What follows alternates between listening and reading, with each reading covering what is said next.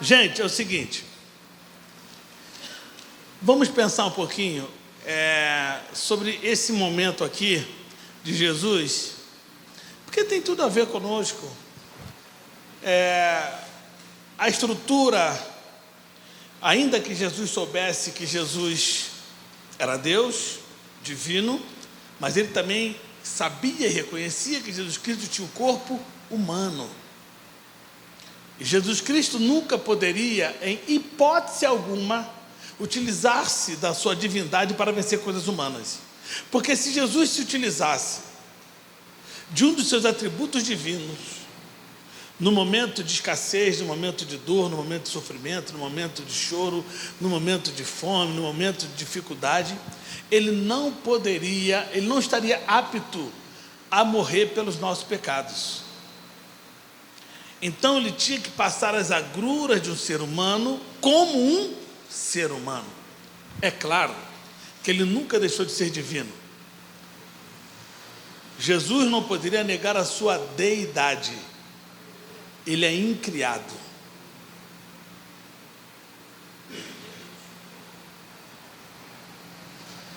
Ele não é finito. Ele se torna finito quando ele se encarna como homem. E essa finitude passa aos seus 33 anos, quando ele se entrega e o corpo humano se esvai. Mas esse tema aqui, ele muito particularmente chama a minha atenção, Edivan, porque nós, como seres humanos, nós passamos situações como essa. É claro que eu nunca me aventurei, nunca tentei e talvez não consiga fazer 40 dias de jejum.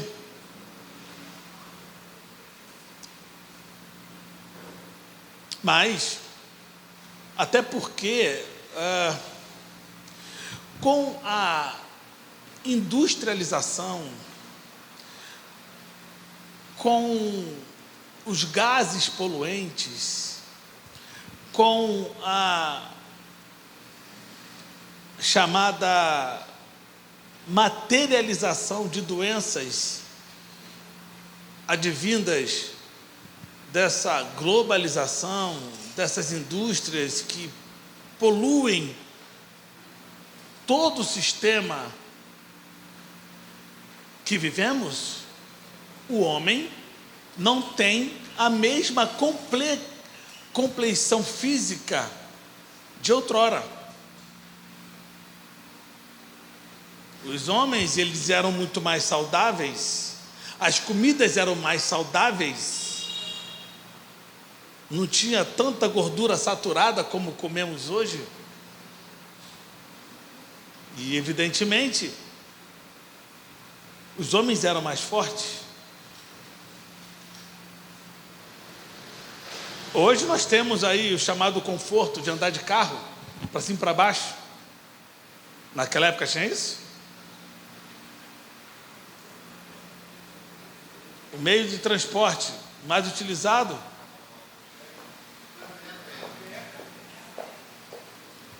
andar. E já ficou comprovado que andar faz bem o quê? Para o coração. É muito difícil você, hoje nem tanto, mas é muito difícil você saber que um carteiro morreu de infarto. Porque o carteiro anda muito. Lembra do carteiro que andava entregando carta? Hoje já não mais acontece isso. Hoje, agora é tudo diferente, mas naquela época tinha o carteiro, lembra disso? Que batia todo dia na porta das pessoas, carta. Hã? Lembra? Peso, ele levava o peso, enfim. Então, era muito difícil você saber que um carteiro morreu de infarto, porque ele mantinha o coração sempre em muita atividade. Então, hoje nós temos aí o controle remoto da televisão, que a gente tem toda a acomodação de não se movimentar, de fazer que o nosso corpo se mantenha estático. Essa é uma verdade.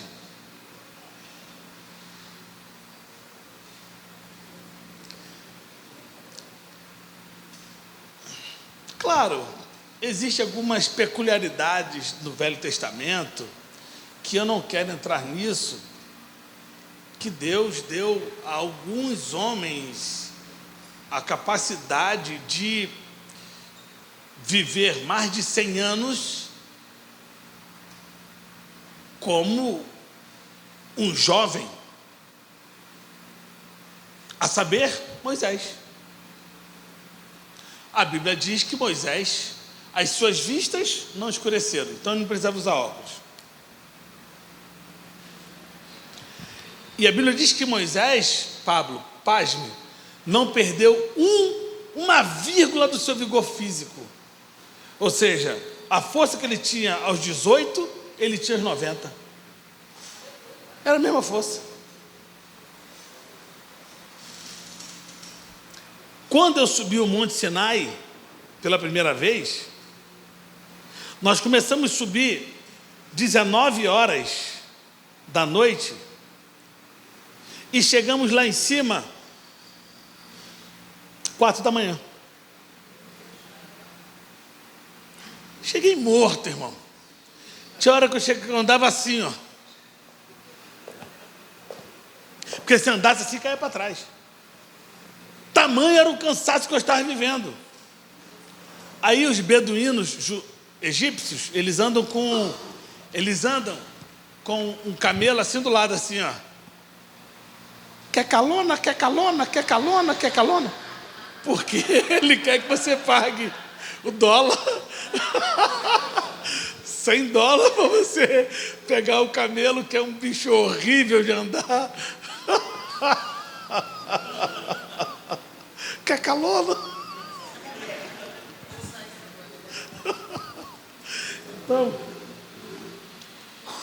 Então vamos lá. Jesus, ele faz 40 dias de preparação. Ele sabia que a barra que ele ia enfrentar era pesadíssima. Então ele tinha que estar muito preparado. E ele se prepara como? Com jejum e... Já preguei aqui. Já ensinei aqui. Foi na terça passada que eu ensinei a importância de orações? Foi quando? Foi domingo? Foi domingo? Então, foi domingo que eu falei da importância de orar a sós. Que essa é uma estratégia poderosa de quem quer vencer. Orar sozinho. Orar sem maquiagem. Sem calcular o que você vai dizer. Porque quando a gente ora na igreja, a gente calcula, né? Senhor, abençoa, que louvor, tu és maravilhoso. Guarda, Senhor, a nossa igreja. Abençoa, Senhor, nosso irmão que está do lado. Doido para que aquele irmão morra. A gente está falando, abençoa nosso irmão que está do lado, Senhor. Tu és maravilhoso. Tu és tremendo. Essa oração é uma oração calculada. A oração que Deus quer de você é aquela que Jesus fazia sozinho, de dentro para fora. Quando tu diz, eu não sou nada, eu não presto, às vezes eu tenho pensamentos ruins e eu preciso da sua ajuda, Senhor. O que eu quero fazer eu não faço, o que eu não quero eu acabo fazendo, eu acabo deduzindo, pensando coisas ruins. Senhor, me ajuda. Como disse Pablo aqui, me ajude a melhorar, Senhor. As pessoas ficam me olhando achando que eu sou o cara, mas eu não sou ninguém. Eu sou uma vírgula, eu sou um zero. Eu preciso da tua ajuda todos os dias. Eu preciso ser preenchido pela tua graça, pela tua unção. Eu preciso do Senhor. Deus quer essa oração, cara. E essa oração tu só faz a sós, quando não tem maquiagem. Não tem maquiagem, é só você e Deus. E Jesus fez isso muitas vezes. Ele queria orar sozinho, não queria que ninguém ouvisse o que ele estava falando. Tanto que ele pedia, nem Pedro, João e Tiago podiam ouvir. Vocês fiquem aqui que eu vou orar ali. Jesus queria falar com o Pai sozinho. Então Jesus sabia exatamente o tamanho do problema que ele iria enfrentar. O que é que ele faz? Vou me preparar. Vou me preparar. E como eu vou me preparar? Primeiro fazendo uma estrutura de jejum, concomitantemente à oração. Como o inimigo sabia que Jesus estava se preparando? Satanás nunca teve dúvidas que Jesus era o Filho de Deus, tá? Ele tenta questionar, ele coloca isso em xeque, se tu és o Filho de Deus, só para mexer no emocional de Jesus Cristo. A questão ali era mexer no estado psicossomático, querer fazê-lo desacreditar naquilo que ele era. Jesus é especialista, Satanás é especialista nisso. Sim, ele é especialista. Tentar fazer-nos desacreditar. Primeiro, nas promessas de quem não pode mentir. O inimigo tenta de todas as formas dizer, está vendo? Olha o que está acontecendo. E aí, se a gente se deixar levar, o emocional vai sendo destruído, vai sendo levado, e assim vai. Então, eu só queria aqui no versículo 1 deixar claro o seguinte, que Jesus foi conduzido. Eu quero esclarecer, quero deixar isso muito claro para que não haja dúvida. Jesus foi conduzido pelo Espírito ao deserto. Aí alguém disse assim, mas Deus nunca vai levar um filho para o deserto. Deus nunca vai levar um servo teu para o deserto. Isso é um engano. Alguém aqui tem dúvidas de quem é esse Espírito aqui? Quem é esse Espírito que levou Jesus ao deserto? Alguém aqui tem dúvida? Quem é esse Espírito? Tá. Então não há dúvida nisso. Não pode haver dúvida nisso. Satanás não teria condições de levar Jesus ao deserto. O espírito maligno não teria condições de levar Jesus ao deserto. Eu estou falando isso porque eu já vi gente falar sobre isso. Uma balbúrdia espiritual gravíssima. Satanás, o espírito imundo levou Jesus ao deserto. Por isso que Jesus passou por aquilo. Nada disso. Quem conduziu Jesus ao deserto foi o Espírito Santo.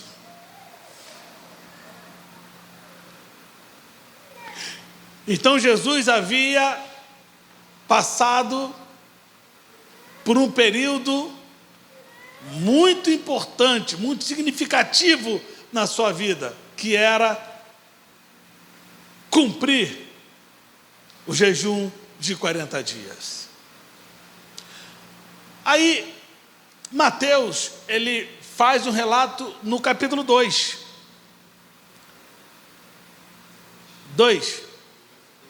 Versículo 2, leia.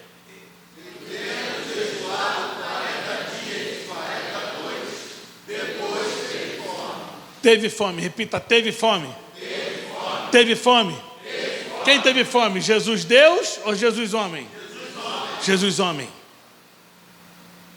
Jesus homem teve fome. Repita novamente, teve fome. Não pode haver dúvidas. Quem teve fome foi Jesus homem.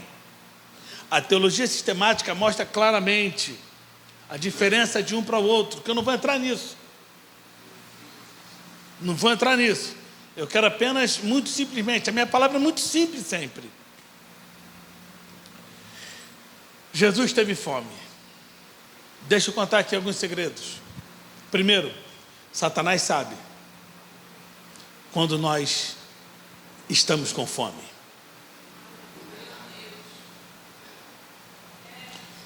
Satanás sabe quando estamos passando alguma necessidade. E ele vai oferecer aquilo que você está precisando.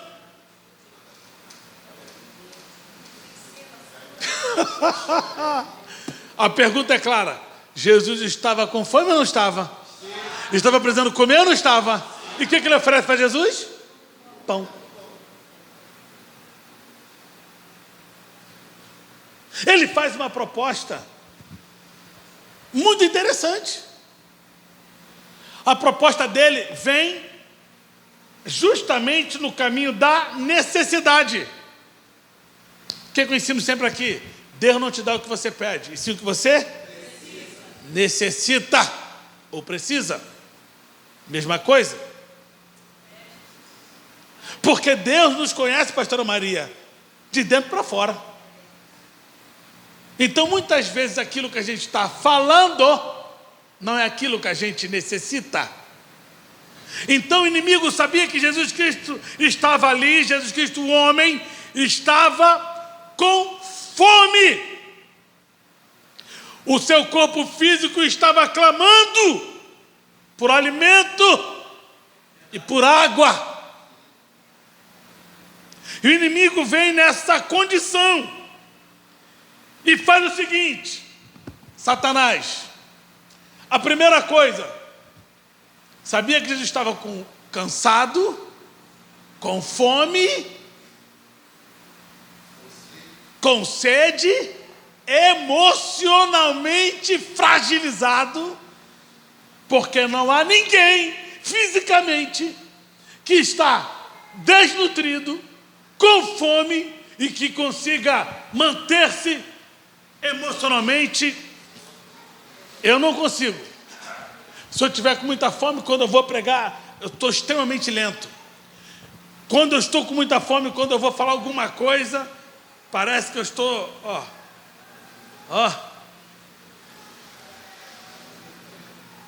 O inimigo sabia disso. O inimigo sabia. E o que o inimigo faz, Marlon? Primeiro, ele está emocionalmente fragilizado. Se tu és o Filho de Deus, faça com que essas pedras que estão na tua frente aí se transformem em pão. Até porque isso não é nada. É só lembrar do deserto. O maná descia, pão fresquinho, carne fresquinha. Vai!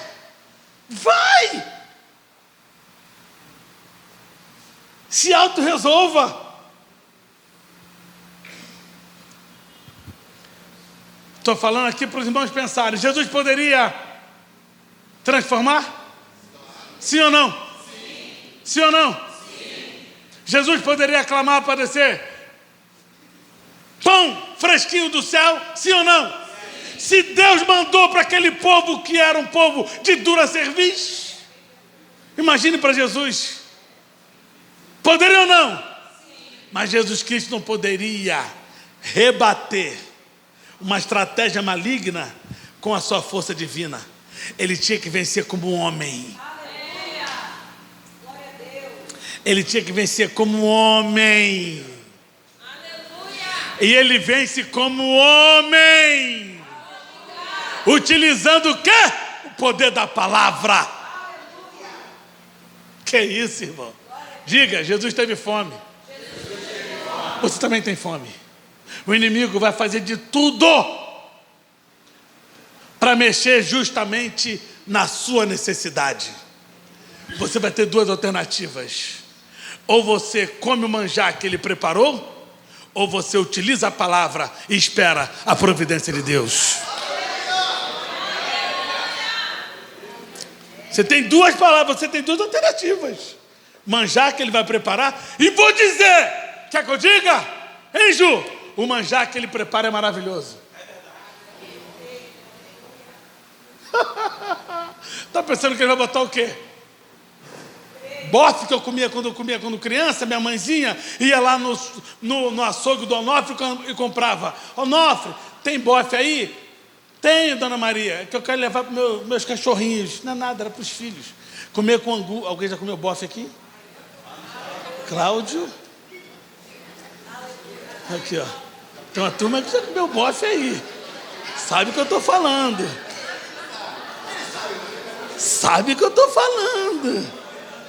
É. Tu tá pensando que o inimigo vai te oferecer bofe? Vai não. Vai não. Ele vai te oferecer uma costela Prime. Vai colocar uma costela Prime assim, ó, seladinha por fora e rosinha por dentro. Quando tu pode falar, Jesus, tu és maravilhoso, meu Deus. É o que ele vai oferecer. tu tem duas alternativas. Jesus estava com fome, Jesus estava com sede, Jesus estava fraco emocionalmente, mas ele não se deixou levar pela proposta imediata. Diga, por favor, para quem está ao seu lado, cuidado com a proposta imediata. Cuidado com esses pratos fast food.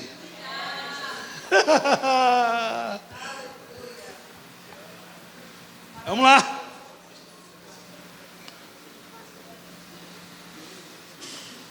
Ter fome é uma condição humana. Se você não tiver fome, se você não tiver vontade de comer, você não está saudável. Você tem que ter vontade de comer, tem que ter apetite. É claro que tem alguns que têm um apetite regalada, né? Marlon, meu filho, é um que tem um apetite regalada. Ele vai com força. Ali o pastor Macário também tem um apetite regalada. Tem uma força para comer maravilhosa. Mas apetite faz bem.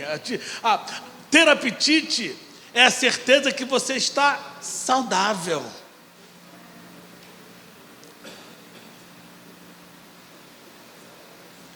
Aí,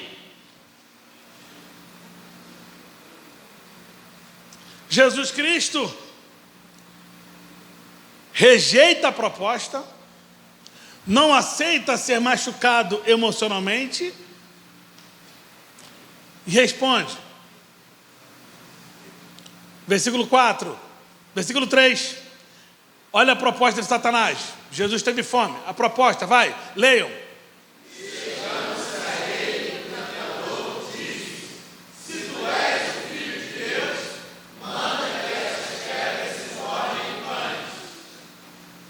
Se tu és, olha a proposta, se tu és, mexendo no estado psicossomático de Jesus, sabia que ele estava emocionalmente fragilizado, estava com fome, estava com sede, estava fraco, o seu corpo gritava, então emocionalmente ele está, então se tu és, vai, mostra que você é.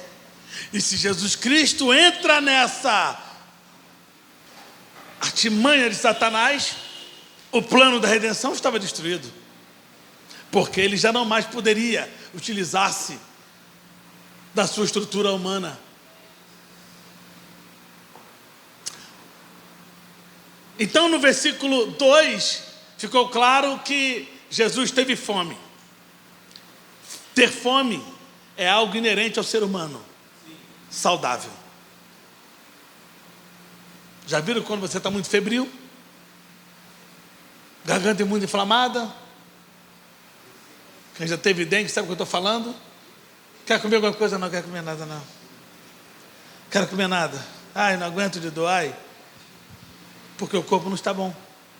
A coisa está fora do lugar.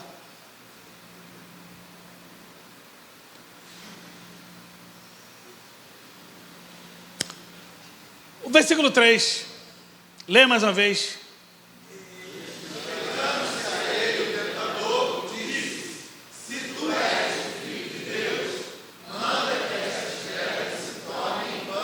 Repita, o tentador disse. Mais uma vez o tentador disse. Alguém tem dúvidas que a Bíblia é a palavra viva de Deus? Todos concordam que a Bíblia é a revelação de Deus para o homem? É a palavra santa de Deus para o homem? Os 66 livros é Deus falando? Vocês concordam com isso ou não? Alguém aqui discorda? Ok. Mas nem tudo que está na Bíblia é Deus que falou.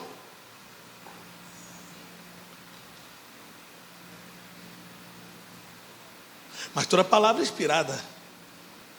Não é isso que Paulo diz lá em Timóteo? Não é isso? Apta para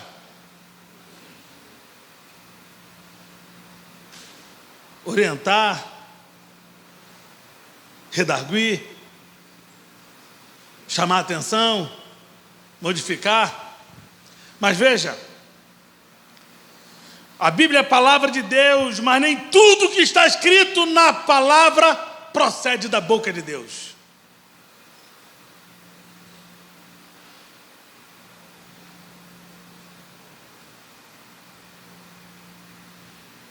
E chegando-se a ele, o tentador disse: se tu és o Filho de Deus. Quem está falando isso? Quem está falando isso? Mas está na Bíblia. Mas quem está falando é Satanás.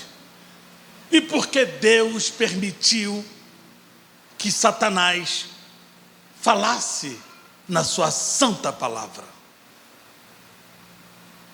Por quê?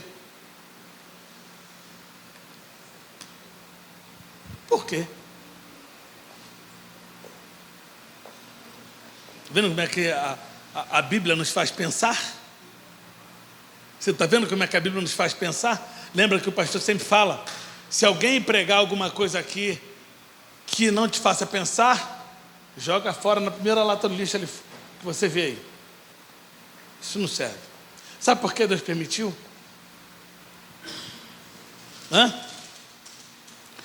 Porque Deus queria revelar para o homem o grau de maldade que Satanás, depois de ter sido anjo de luz e fé, provoca no homem aqui na terra.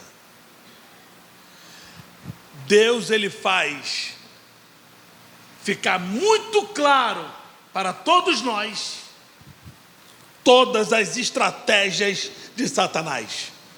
A saber, vamos lá. Josué chega para Deus e fala: o Senhor me fez uma promessa e não cumpriu. Que é isso, Josué? O Senhor disse que assim como o Senhor foi com Moisés, o Senhor seria comigo. Vencemos Jericó e perdemos para Ai. Vencemos os Estados Unidos e perdemos para o Uruguai. Era mais ou menos assim. Vencemos uma superpotência e perdemos para uma nação de 4,5 milhões de habitantes. E como é que o Senhor permite isso? Aí Deus, Deus fala o seguinte: você tem que ver onde está o problema aí. O problema está no meio do povo.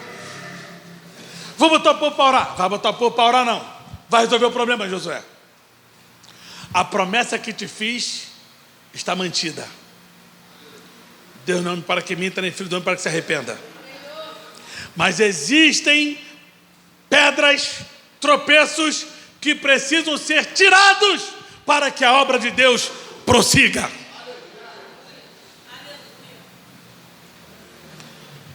E quem foi? Vocês já sabem, a família de Acã. Quer que eu diga outra estratégia do inimigo? Lucas capítulo 4. Ananias e Safira. Atos capítulo 4. Ananias e Safira. Quando eles, macumunados, vamos pegar essas peças aqui. Fica quieto. Não fala nada. Não toca para ninguém. Aí Pedro chama Ananias, dá a ele o quê? A oportunidade de se arrepender, se redimir. Mas ele já estava o quê? Totalmente voltado, envenenado com as propostas mazelentas de Satanás. Morre. A sua mulher teve a oportunidade, mas eles já estavam macumunados. Os dois morreram. Quer que eu dê outro exemplo? Judas. E diz a palavra assim, ó: e Satanás entrou em Judas. E aí você já sabe tudo que Judas fez. Deus permite a operação maligna na sua santa, poderosa e inaudita palavra, para que nós possamos ter ciência que essa é a natureza de Satanás e seus demônios. Que quando isso vir a acontecer conosco, quando o inimigo se levantar contra nós, nós já temos as armas de combate. Veja aquele Satanás o quê?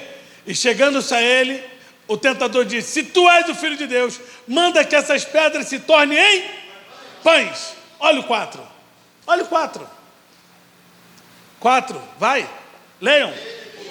E ele, porém, respondendo, disse. Pronto, o que ele disse? O que ele disse? O que ele disse? Está escrito. Está escrito. Se tem uma coisa que Satanás não aguenta, é quando você utiliza a arma, a palavra, no momento certo. Está escrito. Está escrito.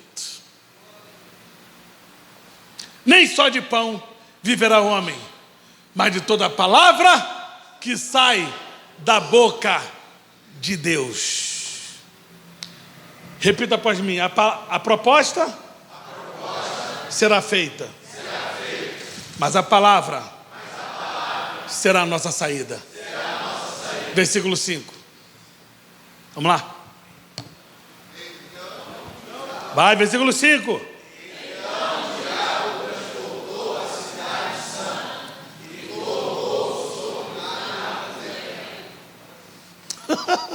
Então o diabo transportou a cidade santa e colocou-o sobre o pináculo do templo. Vai, 6. E disse-lhe, mais uma vez, tentando mexer no emocional de Jesus. Vai. Se tu és o Filho de Deus, lança-te daqui abaixo, porque está escrito, aos seus anjos dará ordem a teu respeito, e tomar-te-ão nas mãos, para que nunca tropeces em alguma pedra. Gente, pelo amor de Deus, qual a diferença da primeira proposta para a segunda proposta? Quem acertar ganha um chocolate Lindt. Qual a diferença da primeira proposta de Satanás para a segunda proposta? Ele usou a palavra. Ele é tão ardiloso, ele é tão inescrupuloso, que ele viu que Jesus Cristo, Camila, utilizou a palavra para responder. O que ele faz? Ah, é? Então eu vou usar a palavra para fazer a próxima proposta. Caramba, é para confundir mesmo. Olha o que ele fala, e disse-lhe: se tu és Filho de Deus, lança-te daqui abaixo. Por quê? Por quê? Por quê? Está escrito. Segura essa aí. Nem tudo que alguém diz, assim diz o Senhor, é Deus falando.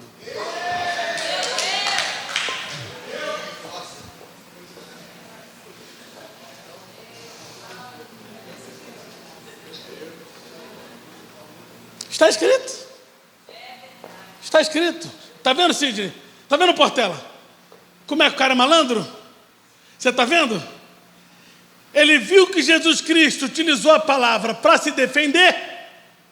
O que ele faz agora? Ele usa a mesma palavra para atacar.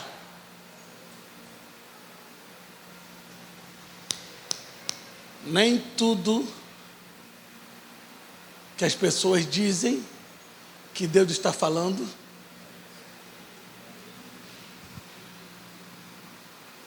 coloca aí Jeremias capítulo 23. Jeremias 23 versículo 30. Leiam.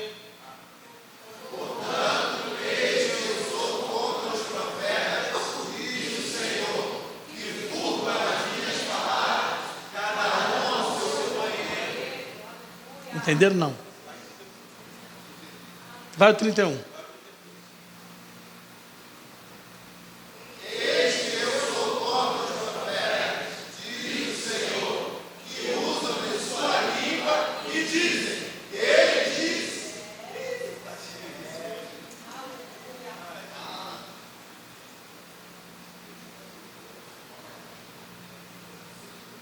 Assim diz o Senhor, nem sempre quando diz, assim diz o Senhor, é Deus falando. Como é que eu vou saber se é Deus ou não que está falando? João 10,14. João 10,14. Leiam. Eu sou o bom pastor e conheço as minhas ovelhas e das minhas sou conhecido. O problema de Satanás é que ele estava tentando combater com a própria palavra. Repita comigo, Jesus era a palavra encarnada. Jesus é a palavra personificada. A Bíblia diz assim, ó, permanece para sempre no céu. O Pai é a palavra e o Espírito. Por isso que a Bíblia diz que no princípio era o verbo estava com e o verbo era. Verbo é o quê? O que é verbo? Palavra. Por isso que João diz o seguinte: sem ele, nada do que foi feito se fez. Deus criou o mundo em cima do verbo.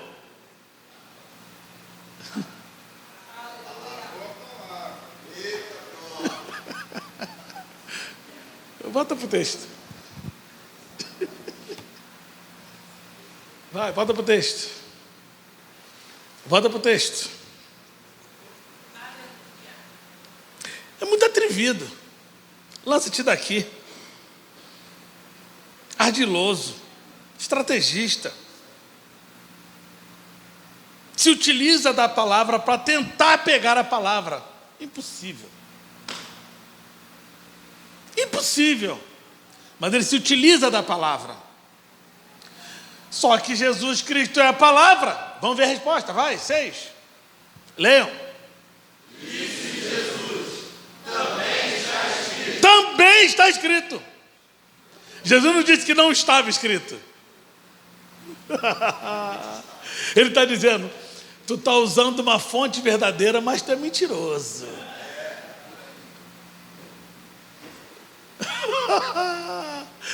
Você está trazendo um alicerce, mas você gosta de andar na areia movediça. Também está escrito. O quê? Não tentarás o Senhor teu Deus. Veja que Jesus Cristo também se utiliza da palavra. Nada resiste à palavra.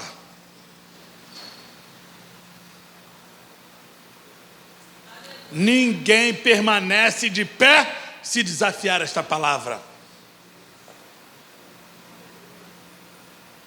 Ninguém alcança grandes conquistas se ignorar esta palavra. É pela palavra que o crente vence. É pela palavra que o crente alcança grandes vitórias. É pela palavra que o mundo espiritual tem que tremer. É pela palavra que o inferno recua. É pela palavra que nós profetizamos que o mal vai cessar e amanhã será muito melhor. É pela palavra que diz que o choro dura uma noite, mas a alegria, ela vem pela manhã. É pela palavra. A palavra sustenta, a palavra levanta, a palavra alegra, a palavra abre porta, a palavra alegra quem está triste, levanta quem está caído, a palavra traz esperança e resposta a quem está totalmente desorientado. É a palavra. Viva a palavra, ame a palavra, viva a palavra. A Bíblia diz em João capítulo 5, versículo 39, examinai as minhas escrituras, porque cuidaste nelas a vida eterna, e são elas que de mim testificam. Palavra.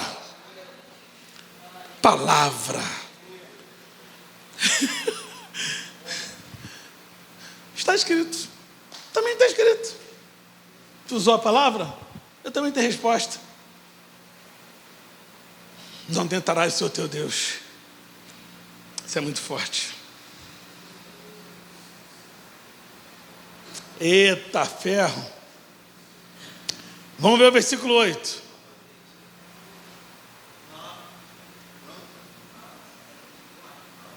Versículo 8, leiam.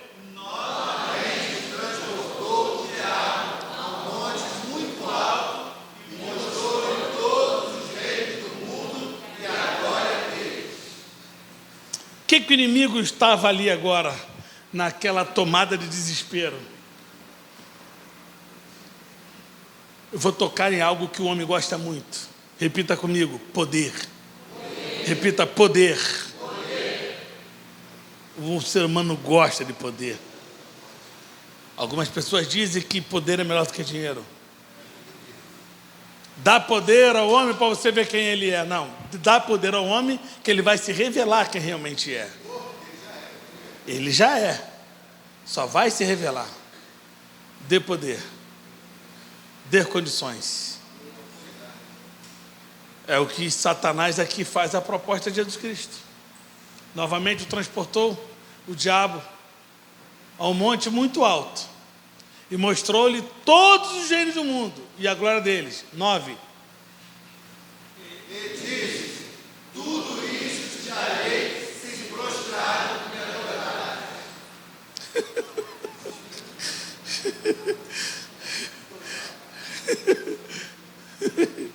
Ai, Jesus, tu é maravilhoso, cara.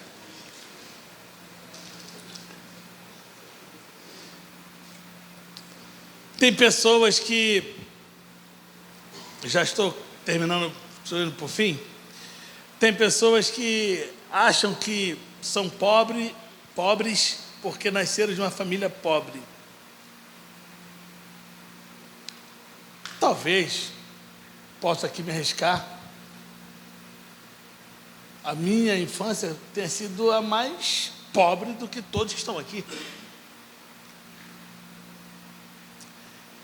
E muitas vezes nós acreditamos que, por termos nascido numa família pobre, nós nos tornamos pobres e desprezíveis. Mas nós carregamos algo dentro de nós que é extraordinariamente rico. Desde a nossa concepção, que é a nossa alma. Alma. Oh, como Deus olha a nossa alma. O salmista, ele conseguiu revelar muito bem isso. Davi, ele fala sobre isso. A minha alma suspira por ti, ó Deus. A alma é responsável por todos os sentimentos que reverberam no corpo. É a alma. É a alma que deseja. Quer que eu diga mais? É a alma que tem a capacidade de adorar, de glorificar e que se executa no corpo, mas é a alma. Por isso que a Bíblia diz que a alma que pecar, ou seja, tudo está atrelado à alma. Alma! Por isso que a alma, por isso que nós somos tricotônomos. Eu respeito quem defenda a dicotomia, mas eu defendo a tricotomia: corpo, alma e espírito. Dentro dessa legislação, a alma, ela é o poder legislativo, porque ela legisla, ela sente, ela deseja, ela cria leis. O espírito do homem não é o espírito de Deus. O espírito do homem é o poder judiciário, que julga os atos da lei. Vou dar um exemplo. Muitas vezes nós estamos desejosos a pecar, e aí tem aquela confusão dentro de nós: ai, vou ou não vou, faço ou não faço, eu estou querendo dar um pau naquela irmã, mas quero dar um pau naquele irmão, mas aí o espírito humano está dizendo, não vai isso não, não vai isso não. O que é isso? É o conflito entre quem cria leis e quem julga as leis. Se a alma vencer, isso vai resultar o quê? No corpo. E o corpo é o quê? É quem executa as leis. Nós temos uma riqueza maravilhosa. É a sua alma que sente o desejo de adorar ao Senhor. A tua alma tem sede de Deus. A tua alma tem sede de Deus. A nossa alma tem sede de Deus. Maravilha! Oh, que maravilha! A nossa alma tem uma comunicação maravilhosa com Deus. É a nossa alma que começa a cantar aqui, me ajude a melhorar, me ajude a melhorar, me ajude a melhorar. A alma, quando ela está próxima de Deus, ela só quer adorar, ela só quer glorificar, ela só quer fazer coisas maravilhosas. Deus nos deu essa riqueza extraordinária chamada alma. Por isso que os homens desalmados são cruéis. Homens sem almas, que se monstrificaram, mataram a riqueza de Deus que está dentro deles, que é a alma. Tudo isso te darei, se prostrado me adorares. Aí Jesus falou assim, chega de dar confiança a esse vagabundo. Chega, acabou, é aqui. Parou aí, versículo 10. Leiam. Então disse Jesus, vai de Satanás, porque está escrito, ao Senhor teu Deus adorarás. E só a Ele servirás. Eu estou aqui para adorar esse Deus. Esse Deus é maravilhoso. Pode fazer qualquer proposta, mas o meu compromisso é com Ele. Eu não me vendo.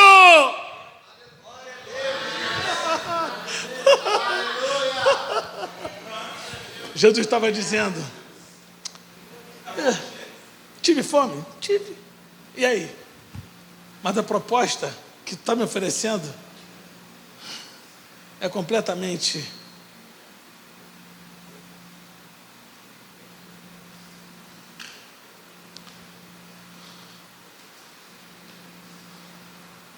desprezível. Eu fiz esse rodeio todo só para dizer para você o seguinte: quando você se vir nas circunstâncias mais adversas, não use a força do braço, utilize a força da palavra. Aqui tem garantia de vitória, de resposta e de solução. Está em casa? Está em casa? Receba aí. Quando o inimigo se levantar contra você, ele vai utilizar inclusive a palavra, hein? Vença-o com a palavra da verdade, mas com verdade. Ele usa a palavra da verdade com mentira. Deus abençoe a tua vida, Deus abençoe a tua casa, Deus abençoe a tua família. Segura sou em ti, tu és o Deus de amor. Não temerei o mal, tu és o grande eu sou. Eu ergo minhas mãos, preciso receber a tua palavra, oh Deus, que me fará vencer. Seguro estou, Seguro estou, é isso aí. Tu és Seguro. o Deus de amor. Seguros estamos. Minha nora, está segura, fica tranquila. Não temerei. Pastora Maria, Pastora Mauricéia, Catarine, fique tranquila, está segura pela palavra. Bianca, está segura pela palavra. Milena, está segura pela palavra. Isso. Estamos seguros pela palavra. Estamos seguros pela palavra. Pela palavra. Pela palavra. Mais uma vez, vamos lá. Seguro estou em ti. Tu és o Deus de amor. Não temerei. Tu és o grande eu sou. Eu ergo minhas mãos. Preciso receber. Seguro pela palavra, Damiana. Seguro pela palavra. Seguro pela palavra. Seguro pela palavra, Alda. Cláudio. Josemar. Seguro pela palavra. Seguro pela palavra. Seguro estou em ti.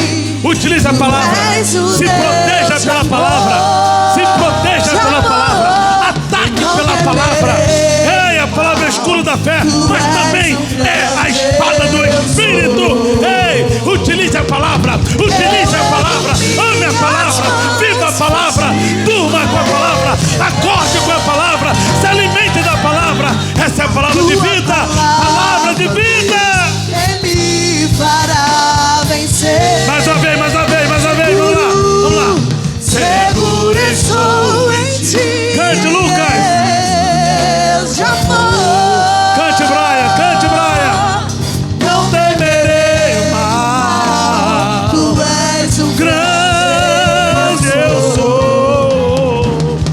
Eu ergo minhas mãos. Preciso receber a tua palavra, ó Deus. Tua palavra, ó Deus, que me fará vencer.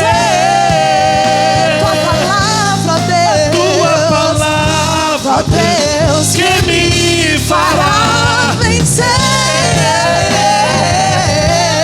a tua palavra, Ó Deus, que me fará vencer. tua palavra, ó Deus. A tua palavra, Ó Deus, que me fará vencer. A tua palavra, ó Deus, que me fará vencer. Tua palavra, ó Deus, que me fará vencer. Tua palavra, ó Deus, que me fará vencer.